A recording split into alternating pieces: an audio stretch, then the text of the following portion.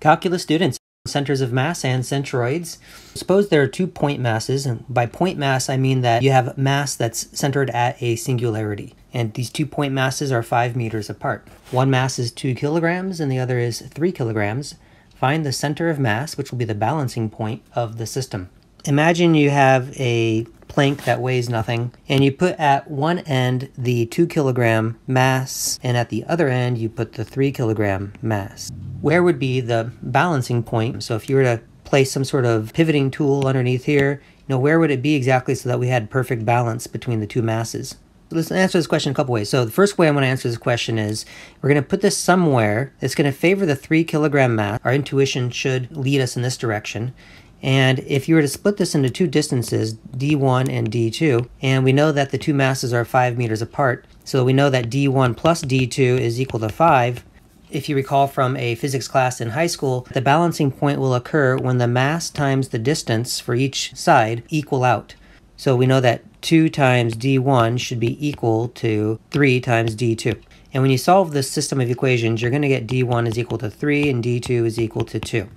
We're going to use that understanding to create a general formula that we can use to answer this question that's dependent on a frame of reference. By frame of reference, I mean you need to create a number line, put a 0 on there somewhere, and then overlap this with our system. You can say 0 is where the 2 kilogram mass is, you can say 0 is where the 3 kilogram mass is, you can say it's somewhere in between. Let's do it so that 0 is 1 meter to the right of the 2 kilogram mass. Which means where the 2 kilogram mass we can say is at position -1, and where the 3 kilogram mass is, keep in mind that this has to be 5 meters across, so this has to be at x equals 4. We're going to call the x bar the balancing point. The x bar will be favoring the 3 kilogram side, and our goal of course is to figure out what x bar is. So how far apart would these 2 x coordinates be? Well, you would do right minus left, so they would be 4 minus x bar. And then how far apart would these x coordinates be? Well, it'd be right minus left, so it'd be x bar minus -1. 2 is the mass here, multiplied by the distance from the center of mass. So 2 times x bar, and the minus -1 is just +1, should be equal to the 3 kilograms times the other distance, 4 minus x bar.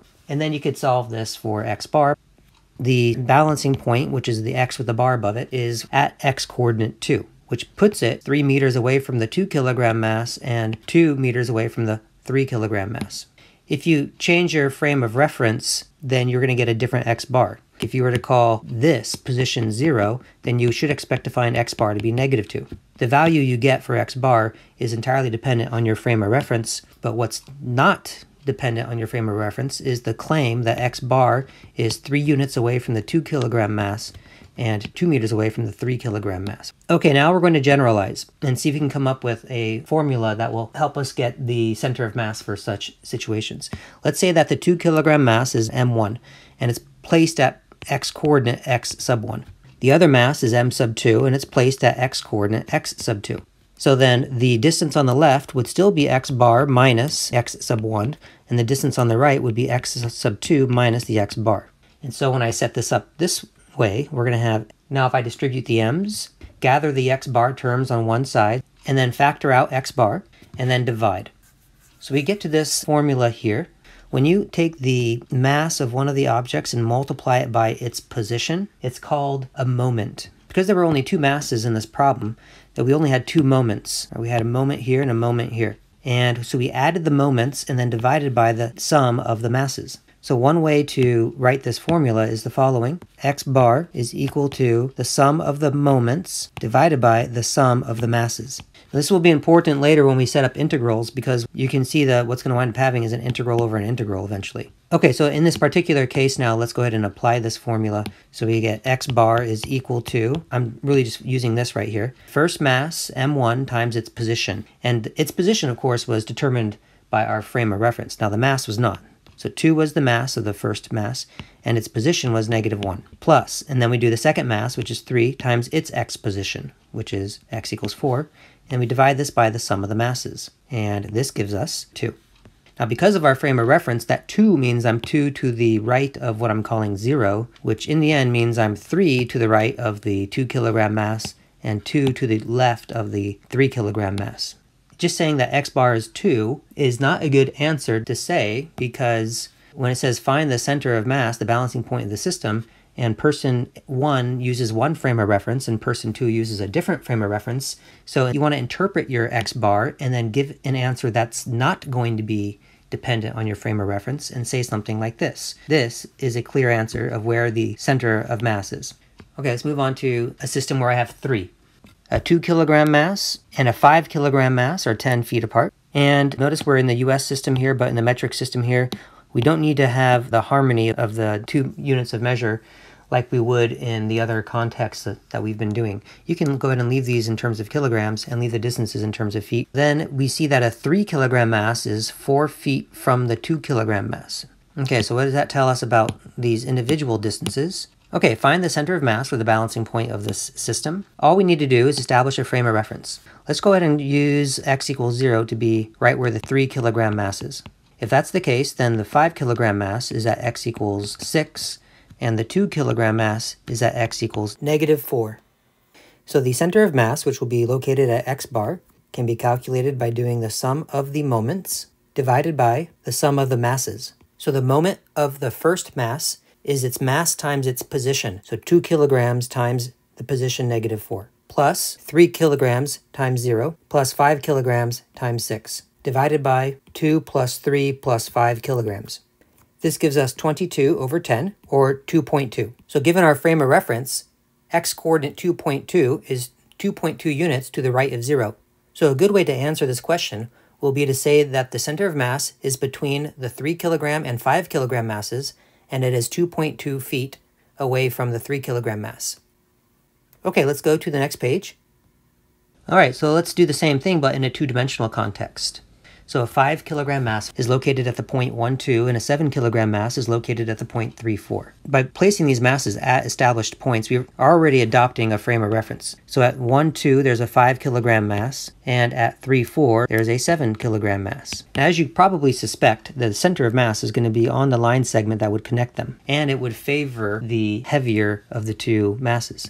And we need 2 coordinates to describe it, so we're going to have an x bar and a y bar. To find the x bar, we're going to do the sum of the x moments and then divide it by the sum of the masses. And then when I do the y bar, I'm going to do the same thing, but it's going to be the sum of the y moments divided by the sum of the masses. And let's put the points here. So we do the first mass times the first x coordinate plus the second mass times the second x coordinate and divide it by the m1 plus m2. Whereas the y's will be the first mass times the first y coordinate plus the second mass times the second y coordinate and then divide that by the sum of the masses. The first mass was 5 kilograms and the first x coordinate was 1, plus the second mass is 7 kilograms and the second x coordinate is 3, and then divide that by the sum of the masses. We get 26 over 12, which can simplify to 13/6, which is, about 2.167. The y bar is going to be the first mass times the y coordinate of that mass, plus the second mass times the y coordinate of that mass, and then divide by the sum of the masses. So we get 38 divided by 12, which we could simplify to 19/6,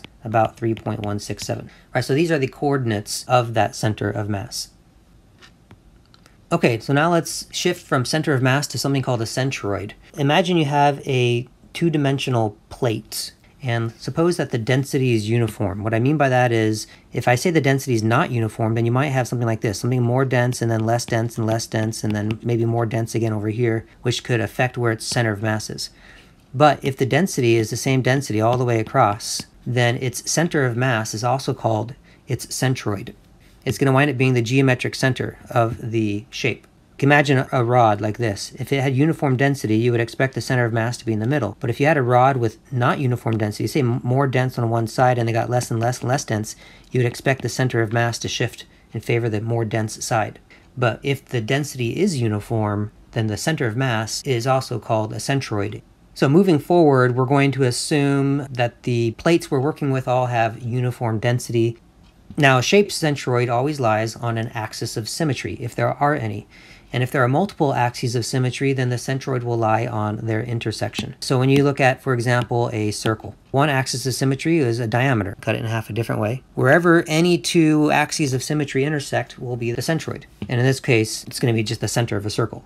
For rectangles, they're also easy. This diagonal is not an axis of symmetry. However, there's an axis of symmetry, and a second axis of symmetry goes right through the middle. And wherever they intersect will be the centroid. So for rectangles, It's the obvious dead center. Let's go to this shape down here. There's an axis of symmetry right down through the middle of it. I don't see a second axis of symmetry. So the centroid will be somewhere along this line, and it's possible that the centroid is on the boomerang shape, but depending on how much this bends, it could be that the centroid is off the boomerang shape, which, like in real life, when you throw a boomerang, it spins around a point that's not on the boomerang itself. But it has to be somewhere on that line. In this case here, this flowery looking thing, there's clearly an axis of symmetry right around here, and there's a diagonal one here for this case, and the intersection of any two would reveal the location of the centroid. Now, triangles present a challenge. There are some clever ways, though, to find the centroid, and you do that by drawing any two medians of the triangle. And what a median is you take a vertex and then find the midpoint of the opposite side and then draw a line segment connecting them. If you repeat that process, these line segments I'm drawing are called the medians. And you could repeat, all three of them should intersect at the same point, the centroid.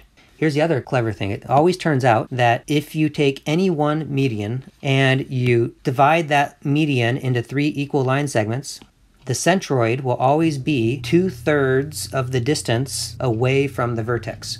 You can find the centroid of a triangle multiple ways. Find two medians and find out where they intersect, or you can do one median and go 2/3 of the way from the vertex. Okay, we're going to use that idea on this right triangle. So we have a right triangle. Let's pretend this is a solid plate and it's uniform density, and we want to find the centroid.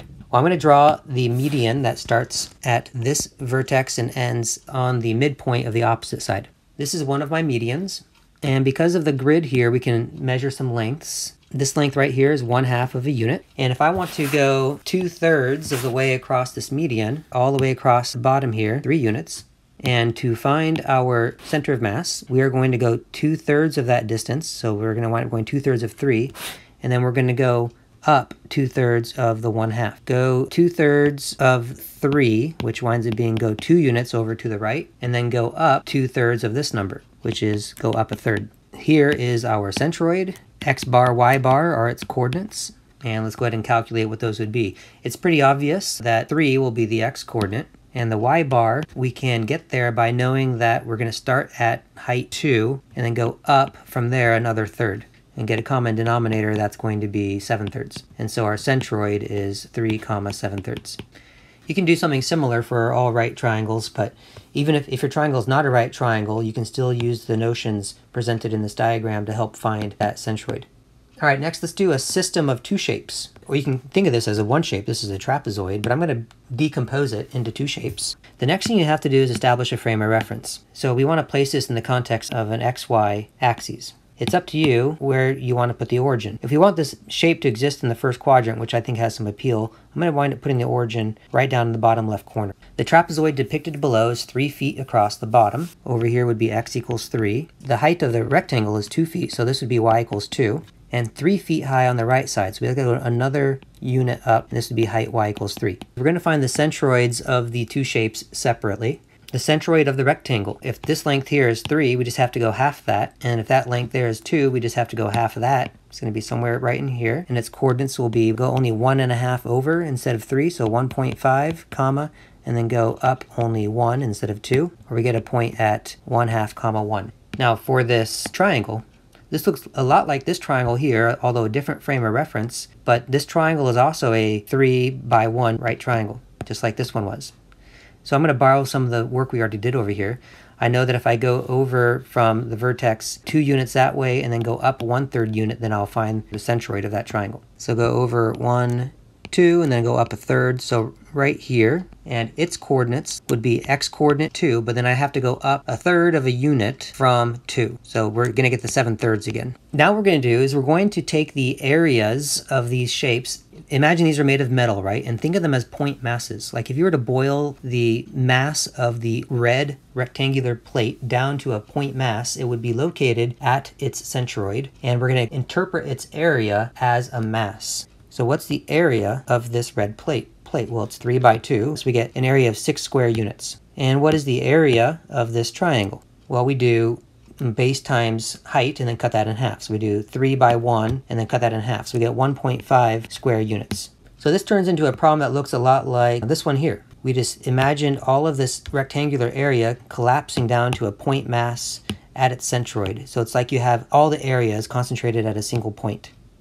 And then you have a different shape and all of its areas concentrated at a single point, and then you want to find the center of mass of that system. It's going to be very similar. The x bar is going to be on the line segment connecting the two centroids, and it's going to favor the larger shape. I can expect my x bar, y bar to be somewhere in this region. X bar will be the sum. This time, instead of the moments of mass times x coordinate, it's going to be sum of area times x coordinate. We'll do that for each shape and then add them together and then divide that by the sum of the areas of the two shapes. So x bar will be, we do the area of the red, which is 6, times the x coordinate of the red centroid, plus we do the area of the triangle, which is 1.5, and multiply it by the x coordinate of its centroid. And then we divide that by, and then we just add the areas. All right, so when you simplify this, I'm not going to spend the time doing that, but you do wind up getting 8/5, which is 1.6. And y bar is going to be very similar. Very few things will be different about our setup, so just y bar is there. It'll be the area times the y coordinate, not the x coordinate. We're going to see some different coordinates here and here. That's all that's going to be different. So looking at the red rectangle, the y coordinate of its centroid was 1. And then looking at the blue triangle, the y coordinate of its centroid was 7/3. And when you simplify this one here, you wind up getting 19/15, and that boils down to about 1.267. So think about these coordinates and look at the context of our xy plane, and sure enough, you do see that it's closer to the red centroid than it is to the blue centroid. And this is our centroid of this trapezoid. Okay, moving on. Now we're going to get to the point where integration is going to be required. A centroid of a plate that's bounded by two functions over the interval from a to b. We have an upper function that we'll say is f of x, and the lower function we'll say is g of x. We're going to do vertical strips here, so imagine a vertical strip. And what we're going to do is we're going to find the centroids of vertical strips, and there's going to be lots of them. So it's repeating what we just did above. We had two shapes here in the previous example, but here we're going to have lots of shapes. They're all going to be rectangles. They're all going to have a little bit of thickness, that's delta x. They're going to have a length that's going to be calculated by doing f minus g. And the centroid of each strip is going to be the dead center of it. It's going to have coordinates. Well, the x coordinate will just be whatever x is. Right? X is going to vary from a to b. So the current vertical strip is at location x, but the y coordinate is going to be the halfway point between the two functions. And if you want to find the halfway point between numbers, is to average them. So if I were to do f plus g and then divide that by 2, that would give me the midpoint of the two functions.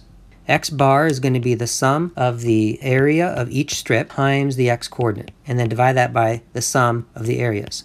In terms of integrals, the more strips you do, this eventually turns into an integral, and we get an exact answer here.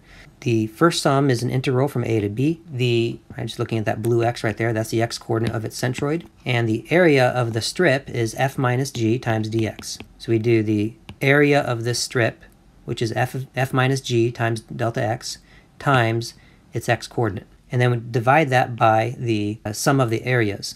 An integral from a to b, that's f minus g times dx is the area. So notice how similar these two integrals look. One has an extra x in the integrand, the other one doesn't have it. And the y bar will be very similar. The y coordinate is 1/2 of f plus g, right? That's this thing right here, times the area, which is going to be f minus g times dx. So this is your basic setup, and then divide it by the sum of the areas, or that integral right there. Well, you'll notice that each of these denominators, right, this one here and that one there, that's just your integral for finding the area, the total area of all the strips. So I'm breaking this process down into a few steps. We first find the total area of the plate, and then to find x bar, you do the exact same integral, except you have this extra x here, right? So I'm just doing this part right here of our formula, but then you divide by the area, or you can put the 1 over area in front. And then to find the y bar, here's the integral we need to do. It's sitting right there, right there. Notice the 1/2, I factored out. There's the 1/2 sitting right there. And then I also FOILed those two. F plus g times f minus g winds up being f squared minus g squared. And then down here, that's just your a, and that can factor out to the front and join the 2 down there. So you have 1 over 2a, essentially, as a coefficient. And so these become the formulas you want to use to find the centroid of a plate that's bound by two functions of x over an interval from a to b. Find the centroid of the plate bounded by the curves below, y equals square root of x, y equals 2, and x equals 0. I'm going to do this by hand and then by technology. Y equals square root of x has this basic shape. Y equals 2 is a line like this, and x equals 0 is the y-axis.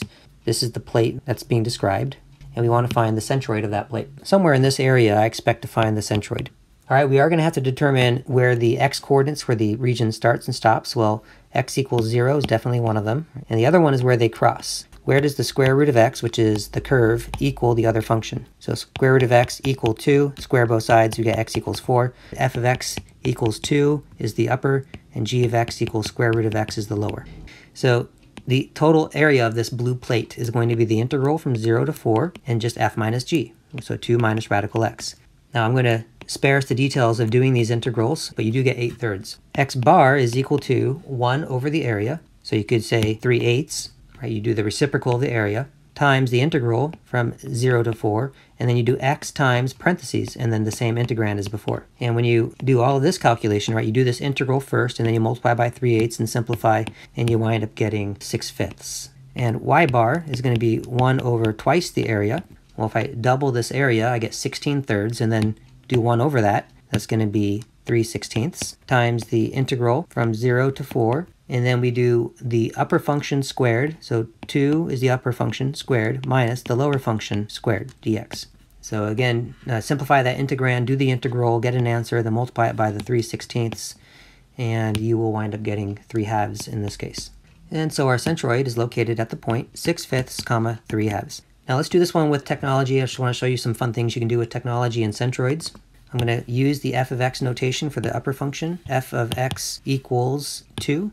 The lower function was g of x. G of x equals the square root of x. And we can see, where they cross at 0 to 4. If you want to do the shading of the plate, then you can do something like this. G of x will be the lower. You want to shade above g of x, less than or equal to y, less than or equal to, and then bounded above by f of x. And then you can even hide these functions and just see, there's our shaded plate. Then I can create an integral for area. I'll do capital A for area, equals, and then type in int for integral. We're going to integrate from 0 to 4, and then put some parentheses for your integrand, and just say f of x, and then minus g of x. And then put the dx, and it gives us the area, and convert it to a fraction if you like. 8/3 is our area. For your x bar, you can do like x, and then do a subscript, and then just type in bar, x bar, equals 1 divided by the area times the integral. In fact, a lot of this is going to be similar, so I'm going to actually just copy paste a few things.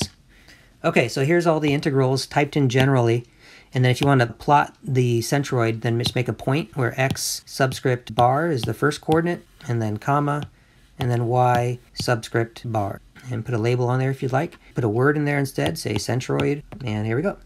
Now what's fun about this is you can now see what would happen.